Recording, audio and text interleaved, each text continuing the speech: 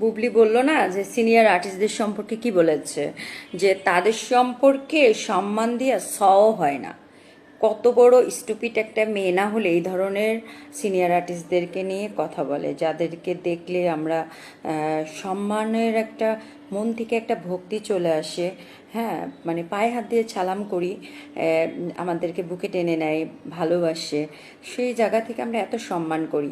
আজকে যে সিনিয়র আর্টিস্টরা বুবলির বিপক্ষে কথা বলেছে, হ্যাঁ, ওনারা তো বুবলির বিপক্ষে কথা বলেনি, ওরা হচ্ছে ইসলাম সম্পর্কে কথা বলেছে, বাস্তব কথাটা বলেছে, সত্য কথাটা বলেছে। প্রত্যেকটা মানুষের সংসার ভাঙলে কেমন লাগবে, ঠিক সেই জবাবটা সিনিয়র আর্টিস্টরা দিয়েছে, যার কারণে তাদের প্রতি সম্মানের সও আসে না।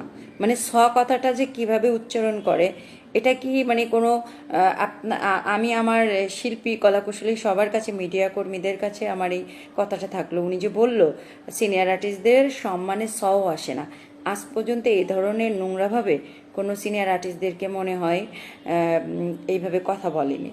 বুবলি যেভাবে কথা বলেছে, তার শিক্ষার কি মূল্য এই? আমাদের অনেক আর্টিস্টরা আছে খুব বেশি লেখাপড়া করতে পারিনি, কাজের জন্য লেখাপড়া করতে পারিনি, তো যার কারণে হচ্ছে তারা কি শিক্ষিত না?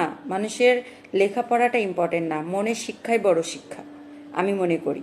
মনের শিক্ষাটাই বড় কথা, শিক্ষা। সেই শিক্ষাটা যদি থাকতো, একটা মেয়ে হয়ে আর একটা মেয়ের সংসার কখনো ভাঙতে আসতো না। আর সে যে 16 সালে কি দেখে নাই, অপবিশ্বাস বাচ্চা নিয়ে আসছে, কি বলল, যে উপস্থাপিকা যখন প্রশ্ন করেছে আপনি এখানে একটা মেয়ের কথা, তো উনি বলে নাই যে আমি নাম মেনশন করতে চাই না, তখন কি বললো যে বুবলি, বললে হ্যাঁ বুবলি। তো বুবলির জন্যই তো আসছে, বিয়ের আগে গালি দিছে, বাচ্চা হইছে, 18 কোটি মানুষ দেখছে, তুমি দেখো নাই, তুমি দেখে তুমি এখানে বাচ্চা হওয়ার জন্য আসছো। আজকে সাকিব বলুক।